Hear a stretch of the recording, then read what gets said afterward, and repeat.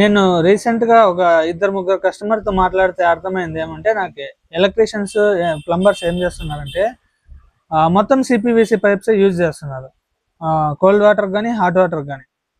ఎందుకు? కోల్డ్ వాటర్కి UPVC pipes ఉన్నాయి కానీ అవి యూజ్ చేయట్లేదు. ఏం చేస్తున్నారు? మొత్తం సిపివిసి యూజ్ చేస్తున్నారు. అట్లా యూజ్ చేయడం వల్ల మీ ప్రైస్లో ఎంత డిఫరెన్స్ వస్తుందో తెలుసా? ఒక పైప్ మీద డిఫరెన్స్ అరౌండ్ 200 ఉంటుంది.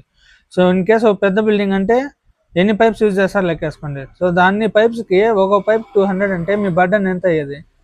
ఓనర్ మీద ఎంత బర్డన్ పడుతుంది? అది ఎవరు ఆలోచించట్లేదు, డైరెక్ట్ యూజ్ చేస్తున్నారు. ఈవెన్ మోటార్ నుంచి ట్యాంక్లోకి నీళ్ళు పోయి కూడా సిపివిసి వేస్తున్నారు. అసలు ఈ ఎలక్ట్రీషియన్స్కి ప్లంబర్స్కి సిపివిసికి యూపీవీసీకి డిఫరెన్స్ తెలుసో లేదో తెలియదు. సిపివిసి డిజైన్ చేయబడింది దేనికంటే హాట్ వాటర్ని ప్లంబింగ్ చేయడానికి, అంటే మీ గీజర్ల నుంచి ట్యాప్కి వచ్చేదానికి సిపివిసి యూజ్ చేస్తారు, లేదా సోలార్ నుంచో ఏదన్నా హాట్ వాటర్ వస్తే సిపివిసి యూజ్ చేస్తారు. అట్లా కాకుండా మొత్తం సిపివిసి యూజ్ చేస్తే ఓనర్ మీద ఎంత బర్డన్ పడుతుంది?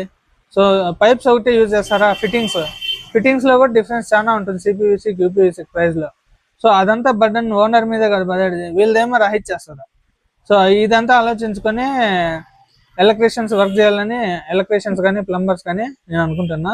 సో మీరు ఏమంటారు? మీ ఇన్ కేస్ ఎలక్ట్రీషియన్స్ ఎవరన్నా చూస్తుంటే రీల్ అలా ఎందుకు యూజ్ చేస్తున్నారో కమెంట్ చేయండి, తెలుసుకుందాం.